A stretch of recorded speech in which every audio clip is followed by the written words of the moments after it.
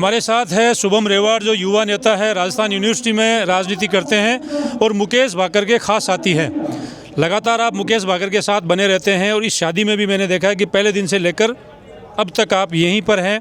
और अभी जो माहौल बना था थोड़ी देर पहले, जिस तरीके से भीड़ उमड़ कर आई कि थी, इस शादी को लेकर क्या कहना चाहेंगे?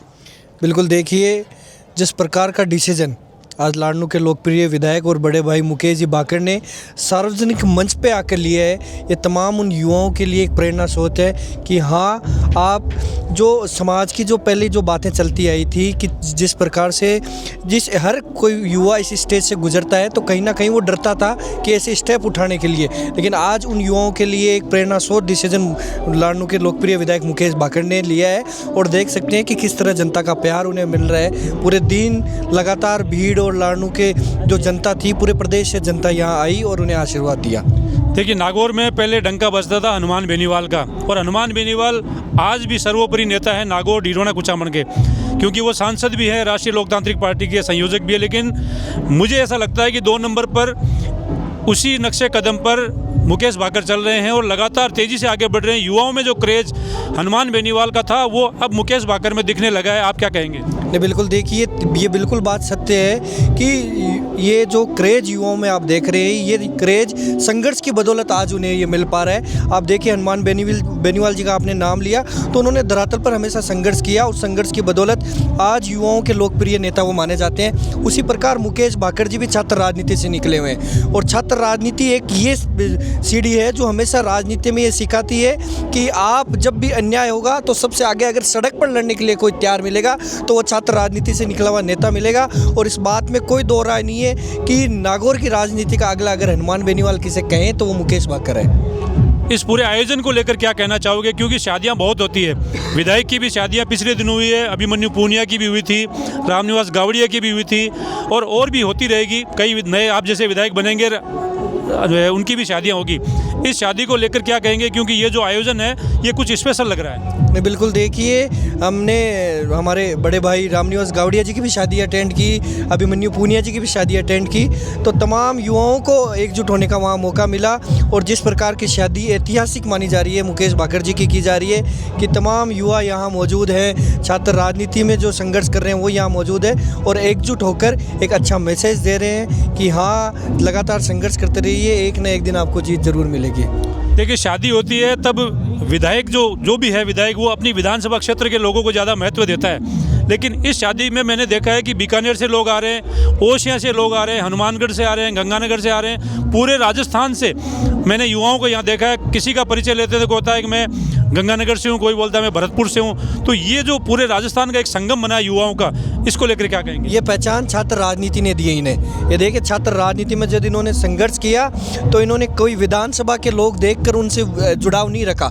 आप देखिए, जब यूनिवर्सिटी में ये तैयारी कर रहे थे तो तमाम उन युवाओं की मदद करने का काम किया जो गरीब किसान परिवार से वो लोग आते हैं। और आज उन्हीं की बदौलत है कि आज ये लोकप्रिय विधायक है और तमाम राजस्थान के युवा एक पॉजिटिव इनको देखते हैं कि हाँ, मुकेश भाकर वो विधायक हैं जिन्होंने हमेशा युवाओं के लिए सोचा और गरीब किसान परिवार से आने वाले युवाओं के लिए पहले उन्होंने हमेशा प्रायोरिटी दी कि अगर किसी के साथ अन्याय किया जा रहा है तो उसकी आवाज़ हम मजबूती से उठाएंगे, बिना किसी जाति या बिना किसी विधानसभा क्षेत्र को देखते हुए।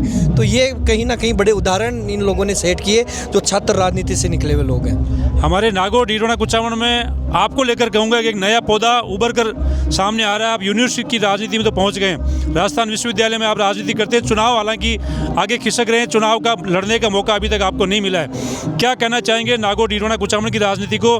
क्या आप हनुमान बेनीवाल को आदर्श मानते हैं या मुकेश भाकर को?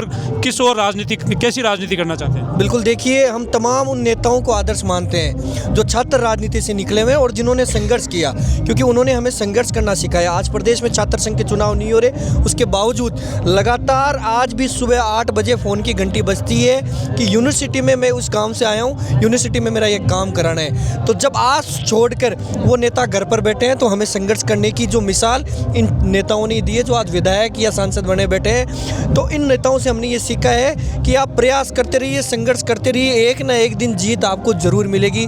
तो इन्हीं नक्शे कदमों पर चलते हुए, इनको आदर्श मानते हुए हम लोग लगातार संघर्ष कर रहे हैं और पूर्णतः विश्वास है कि एक दिन जीत हमारी ज़रूर होगी। यूनिवर्सिटी का चुनाव क्या इस सत्र में होने जा रहा है? क्योंकि अब फिर नया सत्र शुरू हो गया है, जो युवा नेता हैं पूरे राजस्थान भर के, वो ये उम्मीद लगाए बैठे हैं कि फिर से छात्र संघ चुनाव होंगे और कई युवा नेता सामने आएंगे। बिल्कुल, देखिए लगातार हम पिछले काफ़ी लंबे समय से प्रयास कर रहे हैं कि प्रदेश में छात्र संघ के चुनाव हो, और इस बार भी लगातार इस लड़ाई को मजबूती से लड़ेंगे, क्योंकि छात्र राजनीति की पहली सीढ़ी है। आप देखेंगे प्रदेश में कहीं भी कोई धरना प्रदर्शन होगा तो वो नेता आपको सबसे आगे देखने को मिलेंगे जो छात्र राजनीति से निकले हुए हैं। तो कहीं ना कहीं सरकार को झुकाने का काम प्रत्येक युवा करेगा। सड़क पर लड़ाई मजबूती से लड़ने के लिए हम तैयार हैं। आने वाले सत्र में जब विधानसभा चलेगी तो इस विधानसभा का घेराव भी अगर युवाओं को करना पड़ेगा तो मजबूती से करेंगे। NSUI के नए अध्यक्ष बने हैं विनोद जाखड़, साथ में अब राजस्थान में भी NSUI का नया प्रदेश अध्यक्ष बनेगा। क्या आप उस दौड़ में हैं, या फिर यूथ कांग्रेस के भी प्रदेश अध्यक्ष के चुनाव होने वाले हैं? कौन सी राजनीति में आप इंटर करना चाहोगे, किस जरिए आप राजनीति में आना चाहोगे? बिल्कुल, देखिए हम छात्र राजनीति कर रहे हैं। प्रदेश में सबसे बड़ा मुद्दा जो मैं मानता हूँ, ये छात्र संघ चुनाव पर रोक लगाकर सरकार ने युवाओं को आगे नहीं लाने का काम किया है। तो लगातार जब तक प्रदेश में छात्र संघ के चुनाव बहाल नहीं हो जाते, हम छात्र संघ चुनाव बहाली के लड़ाई को मजबूती से लड़ेंगे। बिल्कुल।